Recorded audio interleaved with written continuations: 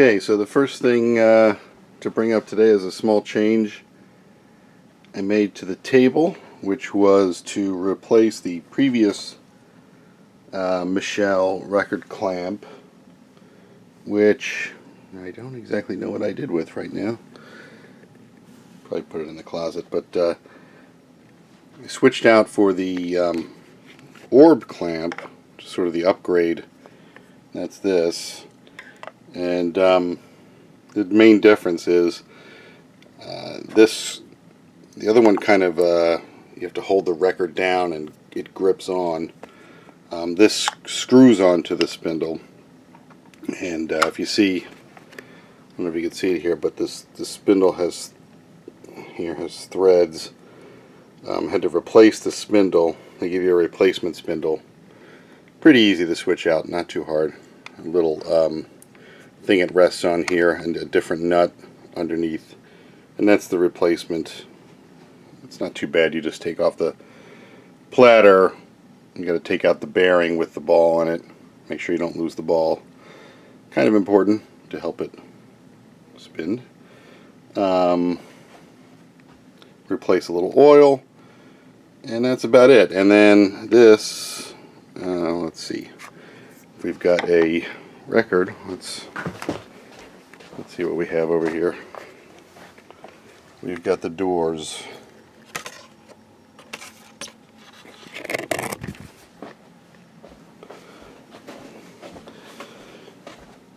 We put that on the platter,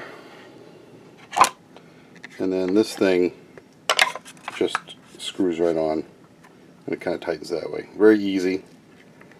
A lot easier. A lot of people talk about improvements. That it's a better clamp, sounds better, blacker backgrounds, that kind of thing. I don't know. I didn't do A/B comparison. I know we have no degradation in sound. It sounds at least as good. I might have imagined that things sounded a little bit better, or they may actually sound a little bit better. But either way, it's a good upgrade. It's a handy upgrade, and you know, it is on securely all the time, which the other one, you know, you kind of have to work a little bit more to get it on securely. So far so good. And the other thing that I got was, what this is some damping compound that goes, it's called Denso Damp, and essentially it's got to be applied underneath this metal planter there in the I don't know if you can see, but there's some like spaces underneath. This thing is some damping material that would go underneath, and you know, provides a little extra damping on this metallic plinth, if that's what you call it on this one. And you know, maybe you get a little less ringing. And this was only like 30 bucks or 35 bucks or something like that. So it's going to be a pain in the neck to do, because you kind of have to take it apart to do it. And this thing's got a few different parts to it. And I don't want to screw up the adjustments I did to these springs. Hopefully I don't have to readjust it, because that's kind of a pain in the neck. But when I get a chance, I'm going to do that, and we'll see how that sounds. If I don't like it, you know, some people talk about over damping. I don't even really know what that means. I think, you know, if you have you might have some resonances which you know, you give the table a certain character, and it may be pleasing to the ear even, but they are resonances not associated with the music. And if you want to be purist about it, you know, you're trying to get to a point where you're eliminating a lot of that extraneous stuff, or as much of that as extraneous stuff as you can. That's the whole point in getting the nicer turntables, is to try to eliminate that. So we will report back on that when I ever get around to doing it. Okay, records. What have we got besides New glasses from Barnes & Noble. Here's a great one. This is a new Blue Note series. This is Etc. by Wayne Shorter, and it sort of copies the Music Matters releases.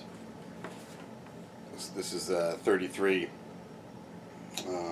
RPM, and but they really did a nice job, like Music Matters did, with beautiful artwork and great packaging and great vinyl. And this is a wonderful sounding. I think it's all analog repress, and I don't know the series, is it Poetry and Sound or something like that, but that's what they're doing, and I'm not even sure how far into it they are, but I saw this and I had to get it, and it's well worth it. I think it's only like $35, so it's a great price too. I've had a lot of this stuff around for a while because I haven't been on for a while, so I might blow through some of this stuff. Another Laura Nyro album. We've got a few of these. And this one's pretty good too. Christmas and the Bees of Sweat. You know, I don't know what the hell kind of name that is, but it's a decent album. And if you like what is it, Eli and the 13 Confessions or something like that, this is a good one. This is a decent Gil Evans album. It's a repress on Impulse. I'm going to guess from the 80s. I'm not exactly positive. 88. That's when. But Into the Hot on Impulse. I think it was reissued by MCA. But yeah, pretty decent. This one's pretty wild. Symphony for Improvisers, Don Cherry. It's a little out there, which is good. I'm not exactly sure of the... Oh yeah, this is a Blue Note release too, from the 90s. I don't know what they were doing in the 90s in terms of sourcing. But either way, this is kind of this is more on the sort of out there side for the most part, and I would say it's Pharoah Sanders is on here. It's for the more adventurous jazz lover. It's a great little rock compilation I found. I say rock compilation. It's really like punkish, new wave, rock at the edge. But listen what's on here. You got Patti Smith's Gloria, Television See No Evil. This is like my band's set list. Blondie's Ex-Offender, Graham Parker, Saturday Night's Dead, Lou Reed, Street Hassle. I mean, I think this is the edited version, but still great. Richard Hell and the Voidoids, Blank Generation, Iggy Pop's New Values, another Lou Reed, Real Good Time Together. Sort of odd choice, but okay. Ian Dury, Sex, Drugs, and Rock and Roll, and Patti Smith's My Generation. Excuse me, I had the flu last week, so you might hear me cough a little bit. But that's an amazing compilation.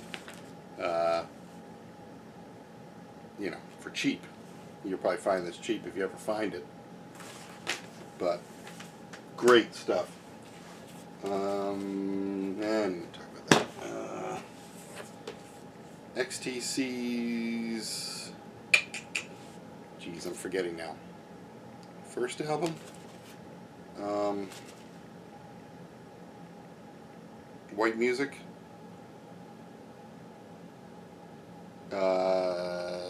Decent stuff. I love XTC, but you know some of the early stuff. This is the first time I've gotten this.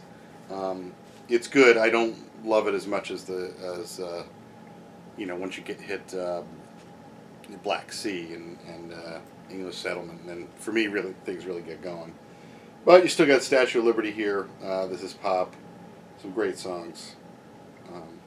So, as a completist, I'll explore that a little bit more.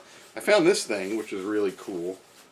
I just could not buy this. The Motown Story, especially I don't like playing 45s, and Motown's music really is in the singles. I would say up until you get maybe a little bit later in the 60s and early 70s with What's Going On and things like that, which are great albums. But this, I mean, I could just read off a few, Shop Around, Money, Please Mr. Postman, Really Got a Hold on Me, Fingertips, Heat Wave, My Guy, Where Did Our Love Go, Dancing in the Street. There's 1, 2, 3, 4, 5 albums on here, and the whole thing is like that. You get up into the later stuff. Someday We'll Be Together, Reflections, Heard It Through the Grapevine, Gladys Knight's version, For Once in My Life. I mean, it's just, it's amazing. And the weird thing about this, which is kind of cool, it's different, sort of breaks it up, but they kind of have interviews with the stars of Motown, and like in between, so they'll drop in an interview with I don't know, Martha Reeves or something like that, and then they'll play the songs, which is it's kind of a different kind of programming, but good. Can't argue with the music though.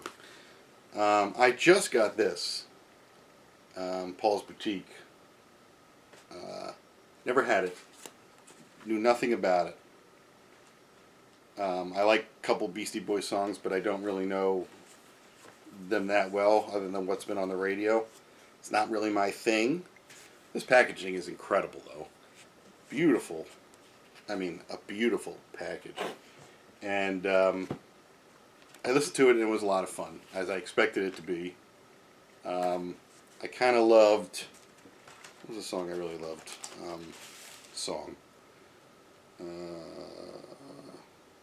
Johnny Royale. I thought that was amazing. So I'll spend more time with this, but I'm sure a lot of you already know that, but it's new to me. Here's another great one from John Martin. This is like the third John Martin album I have, which is amazing. And I'm going to get more. They're hard to find, but you can find them on Discogs. This one is Bless the Weather. And if you've had any John Martin or any, you have Solid Air or something like that, absolutely get it. I kind of imagine, maybe he's one of these guys who like peaks with an album like that in the early 70s or something like that, and then like spends the rest of the decade kind of, fading out. Not at all with this guy. I am not a blues rock fan, but I took a chance on this. Cricklewood Green by 10 Years After, and I knew Alvin Lee was an amazing guitarist already from the couple songs that I did know, and he absolutely is. But this one's really cool. It's got it's sort of maybe there's a hint of psych in it, so maybe that's why I like it, because it's not just straight ahead blues rock, but it's blues rock done well, whatever you want to call it. That's pretty cool. I really dug this. And I think if that is your thing, that I would say that's probably a necessary purchase. Here's a few. I'm going to try to get these together that I've gotten. Started trying to find some albums by The Residents. And this is weird stuff. I mean, if you don't know The Residents are not for everyone.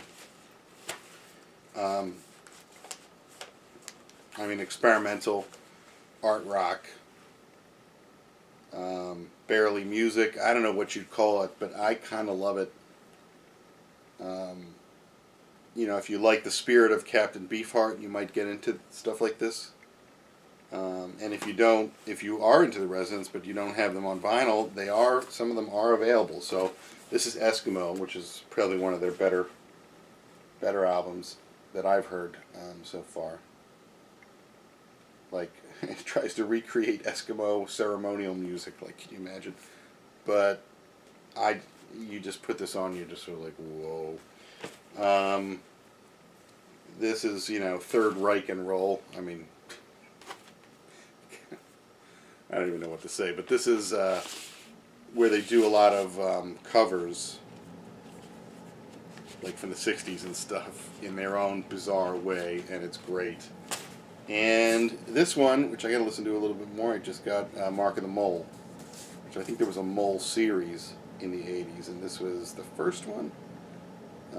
It's kind of a concept, from what I understand. I mean, who the hell knows? But,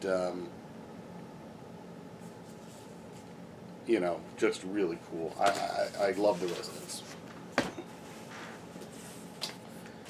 Peter Gabriel's covers album, Scratch My Back, and I'll Scratch Yours. And you got, he does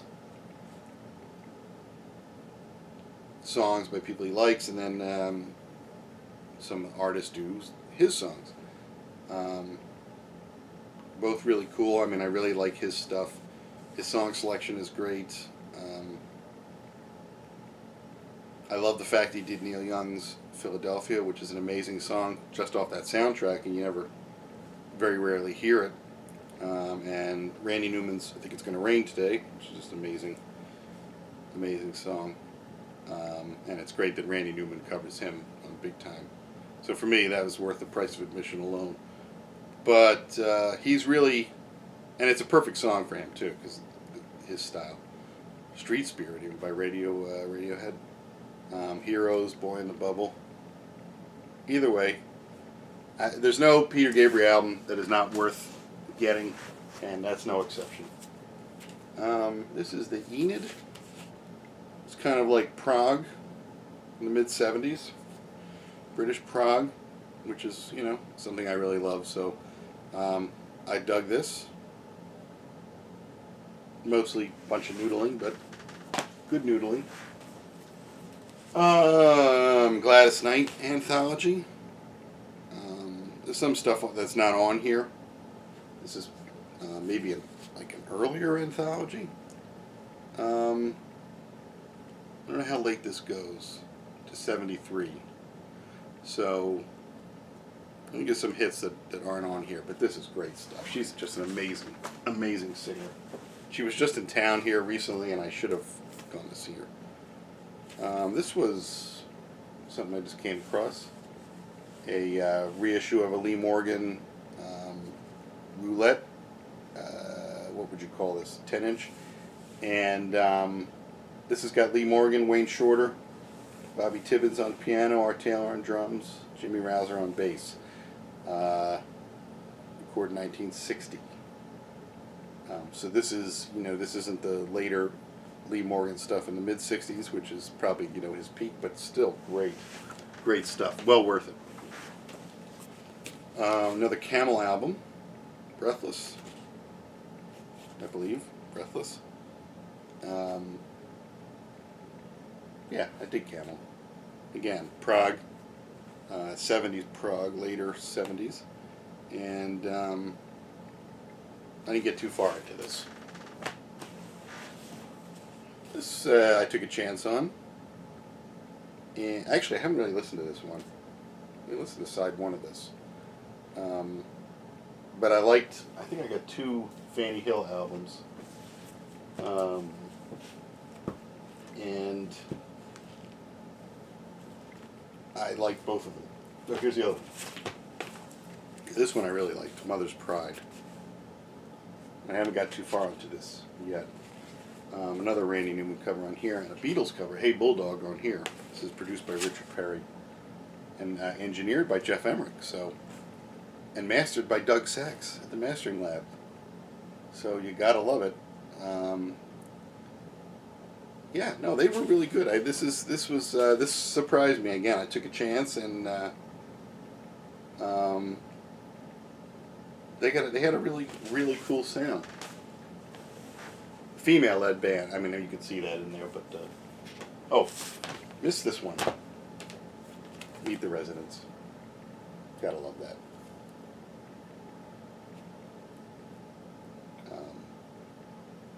again, weird as hell. Spooky Tooth, another blues rock thing I took a chance on, and like this one too. Again, because they got a little different spin on it. So, you know, I did like it. This is Spooky 2. So yeah, again, pleasantly surprised by that. Hunted this down, a reissue of on Music on Vinyl of Dylan's World Gone Wrong, and this is a great album. Again, hard to find on vinyl, but you know, this is where he does some old songs, and there were 2 albums where he did that, and to me, this is the one where he really hit his stride with that, and maybe refocused in a way. Although, you know, he didn't sort of come back again until 97 with Time Out of Mind, but of course he came back very strong, and then, you know, had a decade of just amazing stuff. So this was kind of a regrouping, but I mean, really revealing what he chooses to cover here. And I think it you know, it's hard to get an insight into Dylan, but this album provides one. Stack Ridge. I like the Stack Ridge albums that I have, and again, you probably never heard of Stack Ridge. You might not have, but it is. To call it prog is not exactly entirely accurate, but it is. It's got proggy elements. It's sort of more. It's like proggy music hall. It's sort of you know, when albums sort of took off from Sgt. Pepper, you know, in different ways, and used that experimentation as an inspiration. You know, you maybe got King Crimson over here, and you maybe got, you know, Procol Harum over here, or you know, what everybody else did. But Stack Ridge was one of those that kind of took the sort of the musical elements and made that a focus. So if you like those kinds of things, maybe a little more melodic, a little more tuneful, not as hard-edged, then Stack Ridge is pretty cool. And this is the first one, I think. Just self-titled Stack Ridge, I believe. Yes. So definitely glad to have that. And I haven't really dug too far into this. It's a family album. There's another band that, again, went off of that inspiration and went in a, you know, interesting direction. Doll's House is their big album, and this one's a couple years later. But I gave it one run through. It's pretty good. So that's what I've got this week. And this week, I haven't been doing this for like 2 months. So who knows when I'll be back, but see you next time.